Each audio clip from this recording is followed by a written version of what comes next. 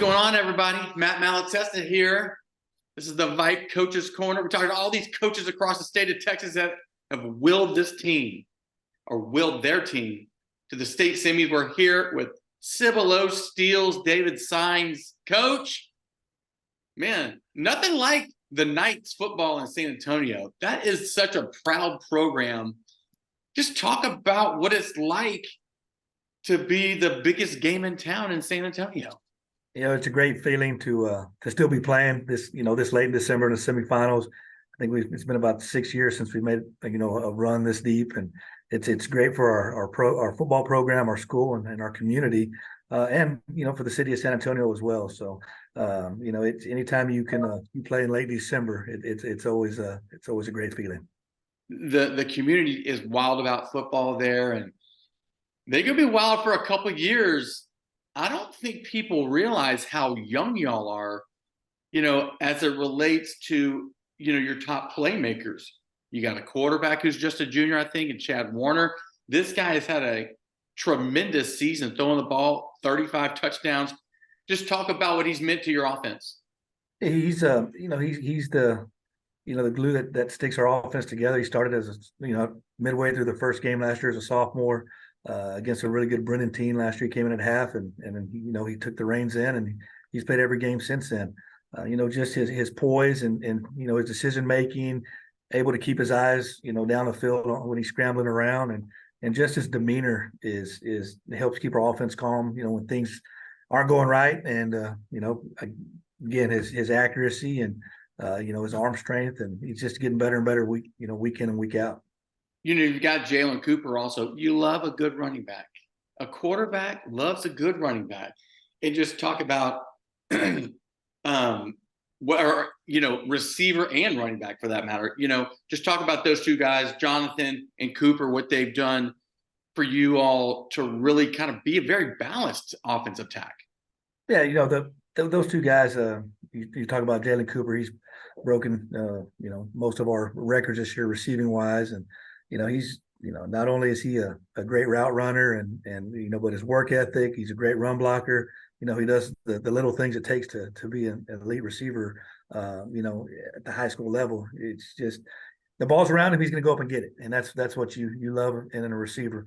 You talk about the running game and Jonathan Hatton, and he's a sophomore that he gets going. He can be a load to bring down sometimes, and he's just as any sophomore that had played a few games on varsity to start the year. He's just getting better and better week in and week out. And again, both those guys, they're not only great football players, but they're great kids. They're hard workers. They do all the extra that they need to help them be successful.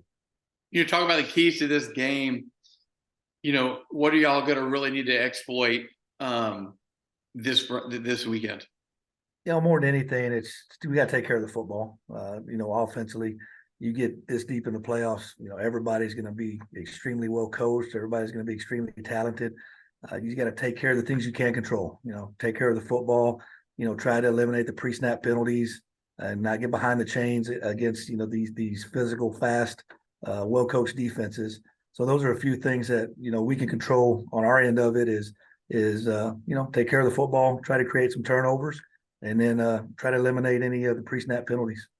You've got some stars on defense. I mean, look, offenses are great, but you have to have a complementary defense. Talk about some of your stars on defense.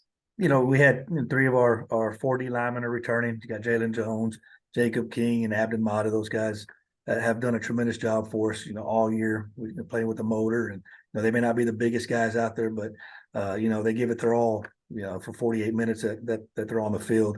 And then we got our linebacker crew this year is we had 3 new linebackers come in that hadn't played a whole lot for us last year. When you lose a senior class, we had, I think, that like 48 to 50 seniors last year on our team, and we had 3 new ones that were getting majority of the reps. And you know how it is. You never know how they're going to pan out until you put them on the field on Friday nights. And they've done a tremendous job. Burnett and Buck and Adrian Meir have come in and they fill that role quite well. And then our secondary is led by Dante Carter, AJ Williamson, Christian Watson, Jalen Morgan. Those guys.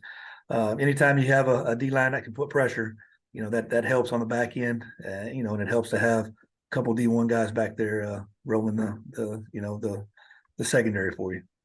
What's been the vibe around school? Like you said earlier, it's been a minute since Cibolo Steel has been in this position.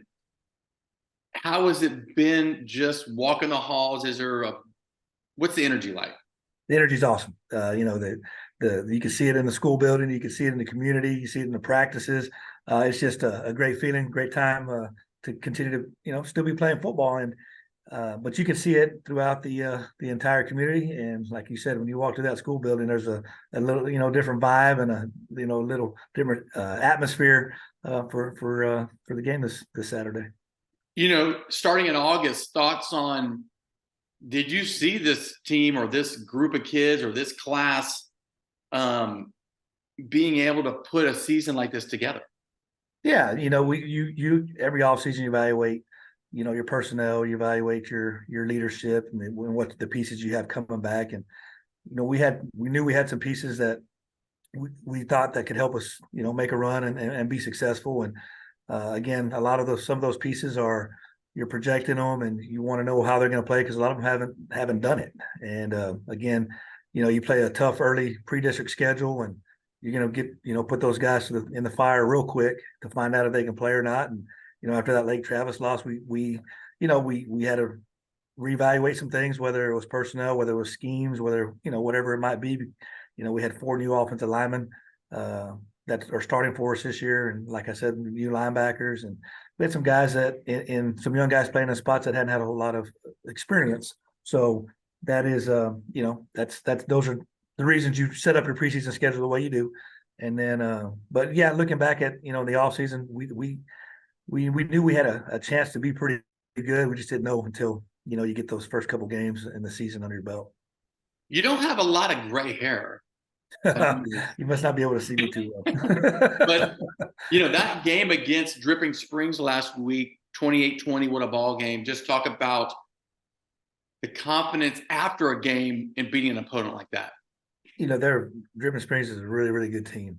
And you go in to that game and we talk to our kids, taking it one play at a time and understanding that it's going to be a full quarter game anytime you play, one of those Austin, upper teams at Austin. And we told them, expect to win the game on the last play. And that's what these games may have to come down to. And, are you prepared for it the way you've prepared in the offseason, the way you prepared in film study, and just proud of the outcome. At the end, it could have gone either way there. And we were fortunate enough to get that interception and get the win.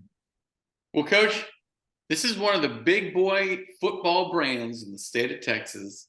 Cibolo Steel is back in the state semis. This is Coach David Saenz. Coach, go get him this weekend. I know y'all have a huge contingency following y'all.